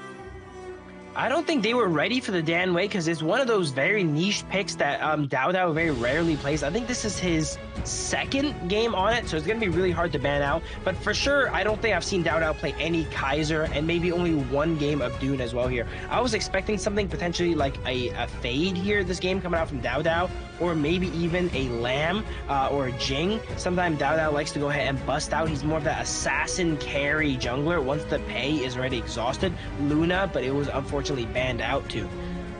Yeah, just the tempo, the pace, everything. But the Dian Wei was great because you had somebody who's tanky and to kind of, be that front liner, which is what they were kind of lacking. I mean, if you're looking at the rest of the squad, very squishy, but checking out this gold graph, all OG throughout the end. I mean, Gen.G had some moments, especially early, but OG were like, okay, we know where our peaks are. We're able to just kind of hit that point and just hit the ground running at that point. I think the Dan Wei pick was more of a counter pick. Dao flexing his knowledge and his adaptability in the game, identifying that the enemy team has a lot of melee and crowd control. He can go ahead and lock in the Dan Wei, cleanse up the Zong Fei Unbridled Outburst, the Mai combination maybe, and fight back. And it just shows the extent to the hero pool or the hero ocean that Dao has built up throughout the series. Yep. And of course, the MVP will be Arlie, 11-1-4, 30% of the team's damage. But this is again, they picked this one first. They knew that this is, just get on his Arlie. It doesn't matter what other heroes they choose. Obviously, it did in this one. I mean, they did help out and they contributed. But getting first blood where you literally just walk down Ray, and the snowball just kind of got bigger from there. Yeah, OG, they just are on top of the world. Once they go ahead and get that momentum, that confidence, it feels like they can do anything. They're on just walking down right under his tower. It feels like Gen.G going into this final game, they're definitely going to be really off balance, and they're probably going to be really scared. They just walked into lane here, Ray, and got soloed by On. Yeah, I mean... And got Penta killed on, too, actually. I just remembered. They got Penta killed on as well. Yeah, everything that you would want. I mean, he's just a maestro on this hero. Look at how he moves around, and this is the moment. Inuo was like, okay, we're going for him. We have this chance. But On is like, no, I'm going to be fine. I'm going to lie step back. I'm going to be all the way in the back. Look at how his positioning so far away, understanding that maximum range, and just getting the pickoffs, going in from target to target, just blowing them up, turning it around, and gets the Penta kill in game 2 of the last call. Absolutely crazy game by On here.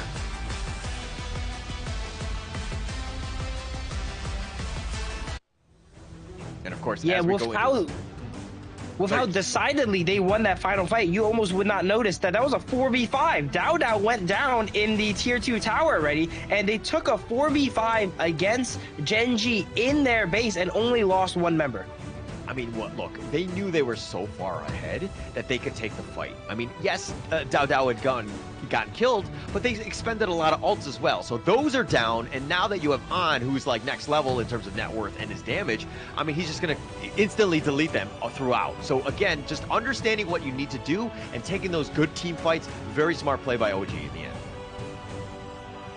Yeah, OG having a lot of stars, as I've mentioned there, on their team. Sometimes On, doesn't really get the spotlight. He definitely got the spotlight this game. He's always in the back. He's always farming. Usually, everyone's always talking about Keke or Dao going ham, and you see a little bit of that from Gen.G too, expending all their resources on Dao there when the true carry was On all along. But that's going to be it for this now here. We're going to go ahead and take a bit of a break before we get into game 3.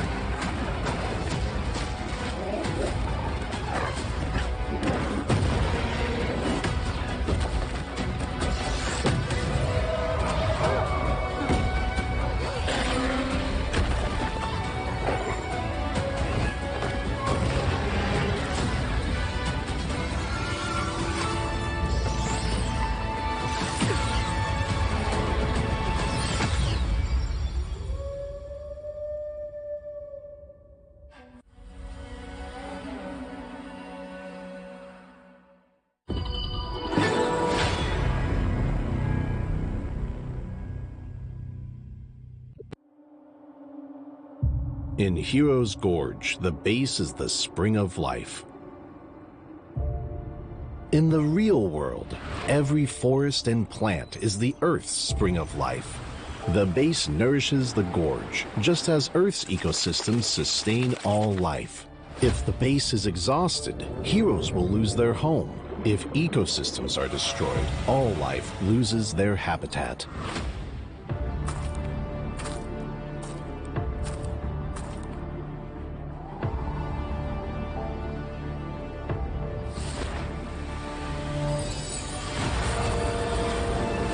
Honor of Kings is working with players worldwide to support real-world environmental causes and protect our planet's future.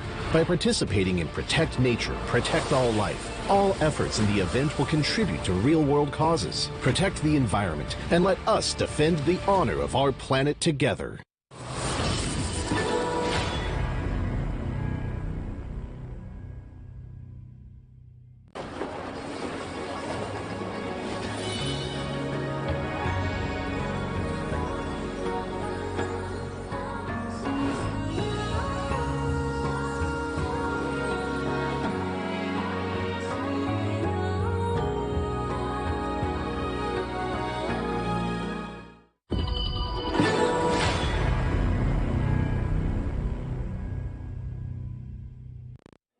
Excuse me.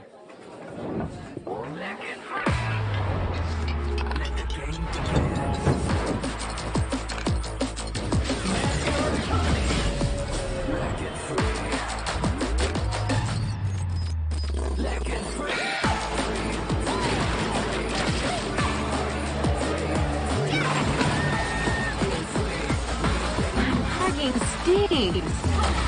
Victory. Yes, yeah. Another round. Sure, but how about a smoother phone next time?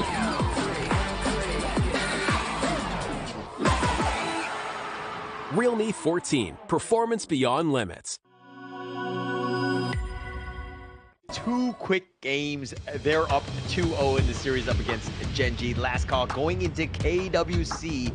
Everything is on the line, Phil. What does Gen.G need to do here?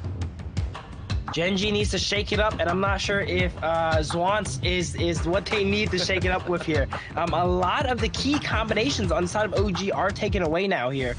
So this is probably going to be their weakest draft coming into Game 3. And as we mentioned, they're a very momentum-driven team. Maybe if Gen.G can bust out all the stops for this final game, draft a really, really strong draft, and perform a bit of an upset here on OG, they can shift the momentum and things in their favor. They have not exhausted that many strong picks here. I'm looking here at the drafts. Argren was exhausted here. Diadea is still up.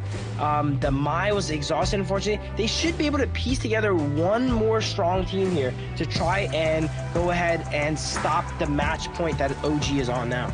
Look at you. You're always just kind of, you know, supporting OG even to the end. Going into game 3, you're worried. We're like, oh, do they have any heroes left? And I'm like, no. They're up 2-0, my friend. I think they're in a great spot. They can play some lesser heroes at this point. Really give the other team a chance at this point. Because Gen.G need to kind of pull out all the stops on this one. Of course, this is a must-win situation.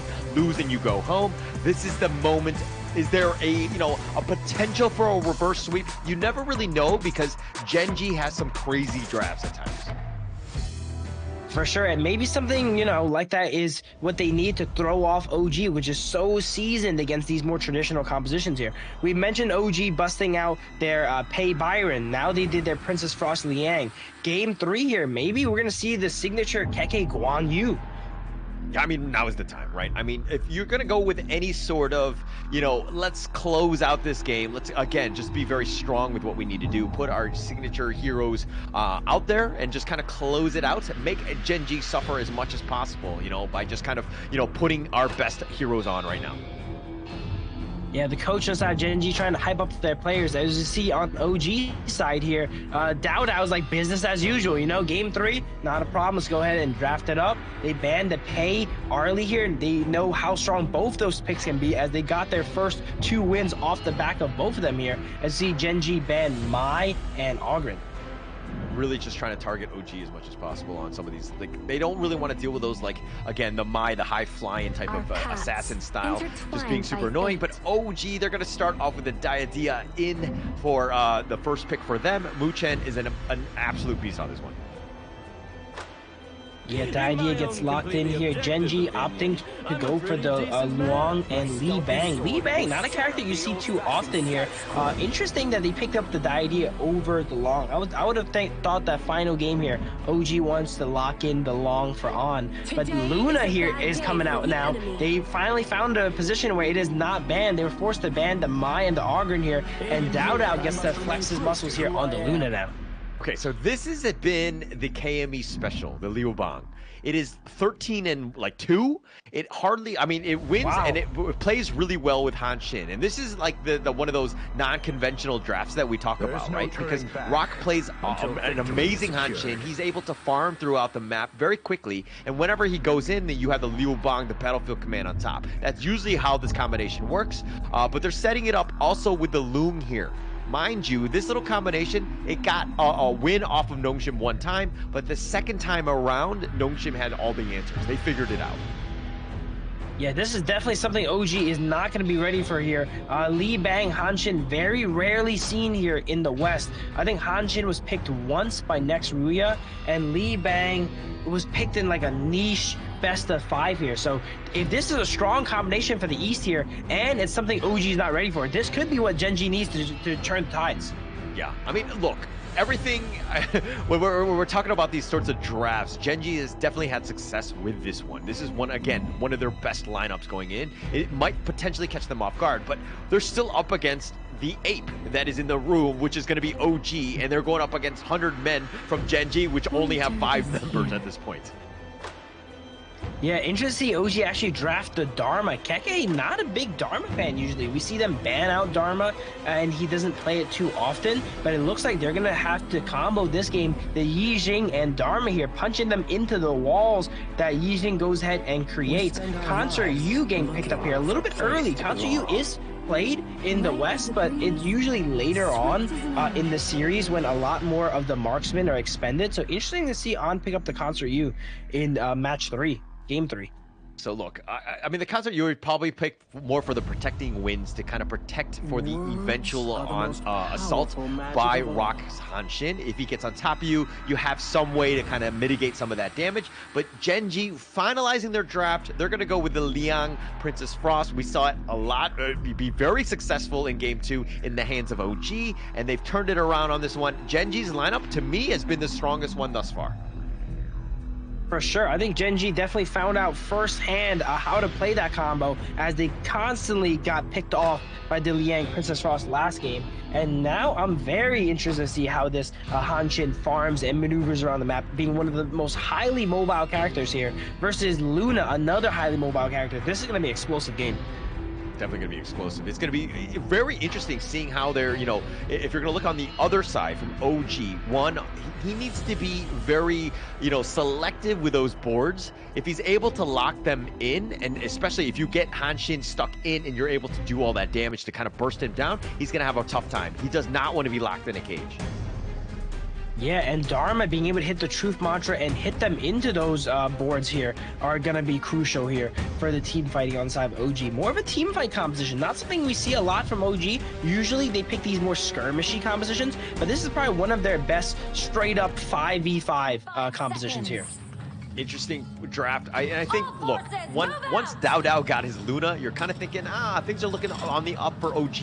But Gen.G are like, hey, actually, we can out-farm it. We're able to kind of outclass it, especially since we have the Battlefield Command with Wawa jumping in to kind of turn that 1 versus 1 into a 2 versus 1 and a slight advantage for Gen.G as well. Yeah, that might be what they need to catch them out. OG right now has great momentum and confidence. As you see, last game, Dao was diving under the tier 2 tower solo, right? So maybe in a 1v1, if the Battlefield Command can come out and turn it, you know, it could throw them off. Yeah, for sure. I mean, at the end of the day, it's going to be Dao versus Rock on this matchup. Who's going to be able to outfarm the other one? I think that everyone else, as long as you're not like completely just getting run down and giving up first blood like he did last time, I think Ray needs to ensure that he just stays alive, plays for the late game. The Loom will be fine. I think he's a much better hero than the Counter Yui, so he has a slight edge as long as he just stays alive.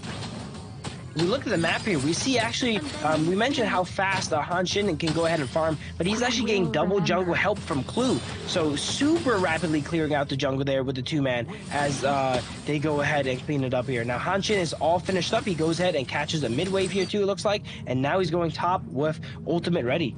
Yeah, and you're seeing exactly, this is kind of, again, a KME thing, where you have, like, your mid laner, okay, they're going to go up in the top lane, KK doing a little bit of damage, Dao is taking, he's looking to just go in for this one, he wants to go for Rock, no, he changes targets, goes on the Wawa, gets the pullback, gets first blood onto Wawa, and Rock gets picked off as well, and a double kill going the way of Dao. Brutal. This is going to be a brutal one here. You know, Dao had games where he started without a lead on Luna and he gone crazy. But if you're giving him a double kill... Yeah. I mean, it's just a terrible start for Gen.G at this point. But just, like, the fact that they were kind of sticking around, they probably should have ran. But, you know, Dao kind of baited them out. He was just waiting for cooldowns off his skills more than anything else. Yeah, I thought the Hanshin would be a little bit stronger early game, but it seems like Luna does win that skirmish there and claim a double kill for the side of Dao. Yeah, and actually, okay, so what I was trying to say earlier was that what they do in the KME is that the mid laner will end up going to the farm lane or the top lane, just out of the lane, and they'll give all of the creeps to the jungler. In this case, it's going to be Rock's Hanshin, so they funnel as much farm as possible. In this case, realizing that actually Ray has a decent matchup. He doesn't need to be babysat all the time, so they can even let Clue kind of help with that farm, and that's what you noticed why they were kind of moving around as a duo. Interesting. Yeah, we don't see too much Hanshin here, so that strategy doesn't come out too often on that character. But we see a lot with Ogren here. One of those characters I mentioned needs to get powered up. We see a lot of Princess Frost mid go ahead and give their farm all the way to Ogren here and let him scale up, whereas Princess Frost plays as more of a secondary support for the team. Yeah. I mean, it's definitely going to be secondary support on this one. You know, it's really, he's just kind of for that control more than anything else, dealing with Dao, and that has got to be super scary. Inuo got shot. He's going to look to turn this around. He did sniff them out in the end, though. Interesting to note here, Dao actually going the Giant's Grip on Luna here, not using the magical damage item, preferring to be a little bit more tanky, noticing that their Dharma is not the best frontline here, and he wants to beef up a little bit for these fights. Yeah, Muchen will actually Heartlink away. Gen.G, again, just putting a little bit of pressure on. And I think, to your point, you know, Dao, he needs to be the frontliner. He needs to be tanky. Everyone is very squishy on that lineup. Yeah, if he can go ahead and get ahead too, he's going to do similar amounts of damage as well, and he's already pretty ahead. So he's going to invest in his durability. He knows he's going to get the base damage already. He's up in levels. He's up in gold. He just has to make sure he does not go down and make up for the squishiness that is Keke on the Dharma in the Clash lane. Yeah, but it looks like 4 minutes OG. Look at that perfectly spaced board, just zoning them away, ensuring that Dao has a free smite on that Tyrant, picking that one up. A good start for them already. Yeah, that's a great note. A lot of people think the board is just for catching people, right? It could be used for zoning as well, too. That perfectly placed board makes it that no one on the side of Gen.G can go ahead and walk in and contest the objective. Oh, they've got the control. They found Muchen, and that's going to be a good start. Again, Clue needs to be on point with these things. Anytime it's off cooldown, he needs to ensure that he's making rotations with the team and getting those pickoffs. It starts with him, and it will probably end with Rock and Ray just ensuring that they get those kills. Muchen definitely getting a bit of a taste of his own medicine there with the Liang. He caught so many on the side of Gen.G last game. Yeah, that's rough at this point. I mean, look, as Gen.G, you want to be limiting the buffs that Dao Dao can get. If he's not able to get the blue buff, you restrict him as a hero throughout, right? But OG, understanding that the strengths of their team, they be very aggressive and are invading now and making it uncomfortable for Gen.G. Yeah, Rock, as you see there, and as well as the rest of Gen.G getting chunked under tower there. 3 of them super low, forced to retreat and go back. And when you go ahead and go back in this game, you're not on the map, you're not pressuring, right? You're not doing jungle, you're not farming. You want to eliminate recalls as much as possible when you're playing optimally. Yeah, for sure. And you want to just stay on the map. Because, again, you look at this. The bottom T1 is getting knocked down for free. On will take this one up. And Gen.G, all they can do is really watch at this point. But this is a style that they like. Gen.G, it's a 4 protect 1. They're trying to funnel as much farm onto Rock. Ensures that he gets all the buffs as well. Definitely very interesting strategy here. I'm excited to see how it's going to go ahead and play out. If only they didn't have the small little mishap early game here, Rock would be in a lot more favorable position to go ahead and carry with that such strategy. Now he's kind of on the back foot playing catch up to Luna. Oh, they've got the control. They do have the lockdown, and the Destined Encounter are going to be used on top of this. But the Flaming Palm, oh, he goes past it, but no, he does die in the end. Clue finally gets the pick off, and that's going to be a nice start for them. Now, OG being aggressive, even down a member, and it looks like even when they've been zoned away, On will continue to push this bottom T2. Dao Dao's just so threatening in the jungle of Gen.G here. Always prepping his all attacks. Wow, nice stun. Oh, nice little stun. They got him locked in. That was a nice ambush by Inua. They get 1 kill thus far, and they're going to continue to chase in. Dao Dao on the run. They have the knockup, but Rock changes targets, tries to go on to On instead. It looks like he does get it, but he does trade his life, and the infinite fastness is going to be used aggressively, and through it all, they get 2 for 1. There we go. That's the momentum Gen.G needs, interrupting their early game of OG here. This strategy seems to be working the best so far. Oh, KK, oh, turns it around. He got controlled. He takes it through, and he gets a double. Oh, KK making moves. We were mentioning in the games prior, KK kind of took a back foot, you know? He's known to be one of the carriers of OG. It looks like this is his game to shine. Everyone gets their game. Game 1 was Dao Dao. Game 2 was On. This could be KK's game. Okay, well, as a KM East caster, I'm going to have to say this is a Rock game or a Ray game, okay? I think that they're still in this. They're only down about 2,000 at this point. That was a nice attempt. I mean, that last, giving up that double to KK, probably not a great situation for them. They had a chance at this one. I mean, there was a nice little control. They were setting it up, but look at how KK turns it around. It says, no, I'm not trapped in here with you. You're trapped in here with me. If we refer to the Bible of Rafa here, OG being up 2k gold is actually 10k now here, and that is an insurmountable lead. As you see them up almost 3k. Oh, they're up 3k now. Here we go. All right, that's not a real thing for the record, okay? There's no multiplier because it's OG. I mean, it feels like that. It's definitely impressive. And they find him out kicking with the truth, setting it up yet again. Out of nowhere, you see they played him with the camera, a little bit of vision there. Inua had no clue Keke was going to jump out of nowhere, and Truth monster him into the wall under a tower, too. Yeah, I mean, under, and look, OG, when they have that lead, and this is when they just go full control.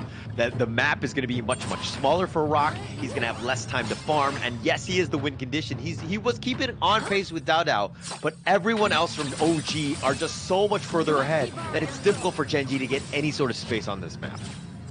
Blue team has destroyed. Yeah, this is going to be really tough here. Just in a matter of minutes here, OG building a very impressive lead. A second ago, we were mentioning they're up 3,000. They're coming up to 4,000 here. Every minute, their lead grows as they go ahead and set up an ambush in the blue side jungle of Gen.G here.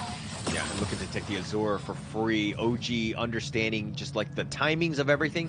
Yes, Wawa was like split pushing in the top lane. That will be largely mitigated by KK. Oh, they're looking to go in. They find On, instantly blown up. Wawa shows up, and it looks like this is what they wanted to do. They want to go instantly in, delete a hero, get that numbers advantage. Yeah, Gen.G needs to play their they find him. here. They get the control. They have him locked down. Down. Is he able to get away? He is. Oh, he just barely survives, but Inua is going to be killed. The infinite fastest is now going to be used, and they've turned this around. They've got a double kill. KK is showing up at the perfect time, and now they found Ray and a triple going the way of KK.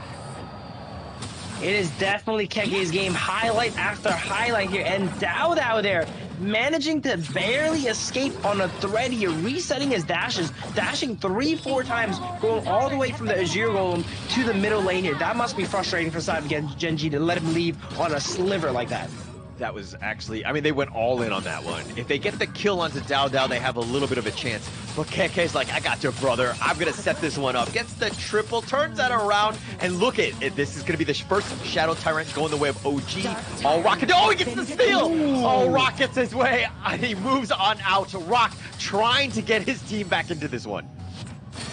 That's exactly what Gen.G needs there. Nice little steal. Hanjo, one of the safest characters for these steals here. Battlefield Command coming out. Yeah, they're going to look to go for this one, but Rock just too far. They do have the control, but now Dao, that's all the control you have, and now Dao is on the rampage. He goes to the back line, goes for Inua. They get Clue, and he wants Ray, but he has to go into Dragon form. He's going to get on out of this, but OG, with all 5 members, looking to close this series out. That might be all she wrote. We see Keke coming in here, looking to end out the game. We see Wawa get dove here. He's really tanky, but when you're 5v1, you can only survive so long. Ray goes down in base, and that is game 3, 3-0 for OG. OG just like on another level. Super scary lineup. Congratulations, they made their spot into the KWC. They will have a chance at redemption going up against Twisted Minds, potentially going in for that one. And Gen.G obviously heartbroken. Tough situation for them, losing out not only to Nongshim yesterday, but now getting 3-0'd here against OG. They had their opportunities, but OG was just too strong today. They just strike too fast and too hard here. You know, once they get that momentum, they go ahead and steamroll Gen.G. They never end up finding their footing. We see some fights in the mid game there where they caught him out with the Lee Bang Hanshin combo, you know, being able to, at a moment's notice, dash in from so far away and engage. But the itemization from Dao that we mentioned was actually really smart, you know. He knows he's going to get grabbed up by the Liang. You can't really stop that as Luna, right? So going the Giant's Grip and being more defensive there allowed him to survive getting grabbed in the Azure Golem side in a 3v1, barely getting away with 1 HP, and then that opened up the possibility for Keke to come in and clean up while all the abilities were exhausted on the side of Gen.G. Yeah, I mean, if they get that kill, like the net worth shifts quite a bit. Maybe it goes in favor of Rock. I mean, you can kind of, you know, snowball from there, but they never really got going. They never really had an opportunity. OG, Keke really set it up, right? I mean, like the moment things are kind of getting close, he was just hitting these multi-man truth, controlling what Gen.G was throwing at them, getting those doubles and triple kills. That guy, KK, has got to be the MVP of this one. For sure, yeah. Dao just provides so much pressure, and every game, you know, the pay game, right? We mentioned that he provides so much pressure, which allowed Wen to play the game for free, kind of, right? And this game, he exhausted all the abilities on the side of Gen.G, letting Keke come in and just pick off the enemies here, knowing they have nothing left here. And for sure, even though Dao did a great job, I agree with you, Keke is probably going to be MVP here for game 3. Yeah, for sure. I mean, look, they're just like spreading the, you know, spreading the wealth around. Everyone's getting an opportunity into this MVP action here. But look, OG at the end of the day showed up. You know, it sucks for me because I was like, okay, all about KME in this one. But man, OG was like a freight train. There was no stopping them in this case. And again, look at KK 7-0-4. The man was next level. He needed to pop off one of these games. We mentioned, you know, game 1 and 2, he was kind of taking a back foot, you know. He's like, game 3, I need to show up, all right? On, you got your MVP. Dao, you got your MVP. It is my turn now. 7-0-4 here, cleaning up all these fights, setting up double, triple kills, and cleaning up Gen.G here in this match. Yeah, no answers for that. I mean, look, they went with the Princess Frost Leon combination. There were a couple of good ganks that they got off on this one, and the potential was there, but they were never really able to kind of just show up. There was just way too much control, too much utility from OG. I mean, KK's Truth, you have the when on in terms of those boards, just really just shaking things up. So it was very uncomfortable for Gen.G to kind of get anything going. And look at this gold graph. Completely in favor of OG. Everything from the first minute. Yes, there was a little bit of dip of blue, but no real chance for them to get back into this. Yeah, the Princess Frost Liang combo, I would actually consider more of a low damage combo, you know? So if you're behind as a team, you're going to find out that a lot of times Princess Frost doesn't have enough damage to go ahead and cut through these characters, especially, you know, Dao Dao itemizing more defensively. But here we go. KK MVP 704. 16% damage taken, 18% damage. His numbers and stats don't look too nice, but what we don't see on here are all the amazing truth mantras he hit in the game. Yeah, and we'll probably see them here, but this is kind of the start of the end. Dao Dao did dashing in and out, getting that double, and really just kind of got him going. That momentum, that point was on point. But here's the control. They had a nice little return, and Gen.G had opportunities, but Dao Dao is like this slippery, elusive guy that always got away, and it was so frustrating for Gen.G. Yeah, that just shows that combo, while it has great control and CC, it doesn't quite have enough firepower sometimes if you're behind. And we see Gen.G's behind most of the game there. They were able to get these lockdowns on priority targets, but they just didn't have the juice to go ahead and finish them off. And that was the moment. This is the side with Dao Dao just barely getting away, and then here comes the truth. KK on cleanup, he just takes them all down. No real chance, and when you're down members like this, and Ray going the wrong way, it's just a matter of time for KK to clean you up. Again, Gen.G just playing OG playing next level, understanding who needs to die. Dao Dao got control on this one, turns it around, fights on the backline 1 versus 3, and that was pretty much all she wrote. Look at the levels here. Dao Dao level 15 on Luna, hitting into everyone as level 11 on the side of Gen.G, you know? So as I mentioned, he's able to itemize more defensively and still do that damage because he's just so high level. Yeah, I mean, look, he was level 15. Rock was level 15 as well, but everyone else was nowhere near that. They were like 3 or 4 levels behind. So it's a very tough situation to try to fight or even tank Dao Dao when he jumps on top of you because you're just so far behind. It's a difficult situation. Everyone needs to be there to ensure that when Dao Dao does go in, you potentially can pick him off, but it takes 5 members to do so. For sure, yeah, and they couldn't even get him there at the end, you know. The game was not going in the way of Gen.G, you know, but sometimes you're like, okay, at least we can take out Dao Dao, and he didn't even give them that there at the end there. Gets away with 1 HP, they go ahead and reset, 5-man push in the base here. Really kind of like scripted almost how perfectly these games went for OG, you know? They split up all the MVPs, as you mentioned here. Everyone kind of got their match to show off, and they go ahead and secure their spot at the KWC. Yeah, and here, of course, are the winners. KK, Dao Dao, Wen, An, and Mu Chen. Congratulations. Well-deserved. Yes, they lost in the grand finals, but they bounced back here in the last call, really showed up, and just proving that this is a team that is next level. They are going to make some waves in the KWC, and they are going to be super scary. For sure, yeah, definitely deserving of that spot there. I think their record's like 15-1 now, so if they didn't get in, it would definitely be a bit of an upset here, for sure. Yeah, for sure on that one, and congratulations to them. And they're going to be moving on. Twisted Minds, they move on from the KMW, as well as Nongshim Red Force from the KME. Congratulations to those 3 teams. That will be the end of it for us from the KME as well as the KM West. Bill, any final words before we close out tonight? Yeah, thank you for everyone that's watching and supporting here, and to the players for their amazing performances here. Holler and all the other casters for their amazing performance as well here. Thank you guys for all watching the broadcast and production and making it all possible. I'm excited to see what the players go ahead and do next in the KWC as well as all the other leagues. It's an honor for you guys to have me here. Thank you guys very much. And that's going to be it for us here tonight.